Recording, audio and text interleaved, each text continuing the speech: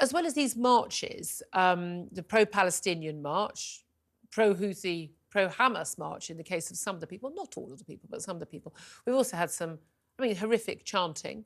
We've had, yet again, more speeches and placards, people openly expressing support for Hamas, a terrorist organisation, the Houthis who fired on a British ship.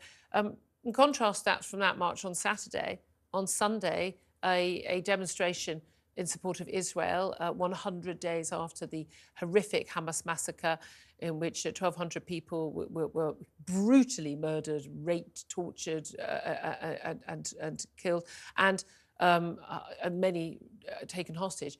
129, we think, people still, including 2 Brits, still being held hostage. An awful lot of concern that this story isn't going away and that this is going to escalate.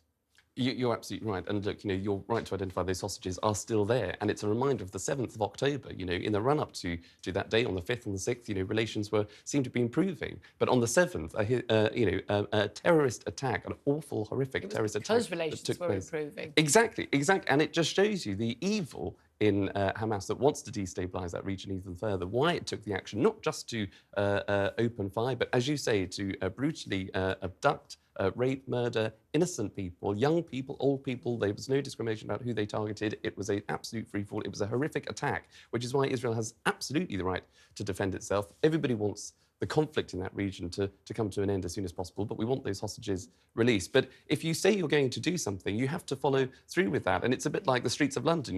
We are going to be, if we're going to say we're going to be tough on people that preach hate, then the police have to take a tough line with those crackpots that you see. And we are just not seeing that. We really are not seeing that. And again, I still understand people saying, Israel got a right to defend themselves. OK, then how do you think they defend themselves when they've got terrorist murderers who've said, we want to do it again? And again, the Houthis, their slogan is, death to America, death to Israel, curse the Jews. They do what they say on the tin. Yep. They are the Ron Seal of rebel organisations. They say exactly what they want to do, and people need to pay attention to that. And again, the usual suspects on the left supporting these people.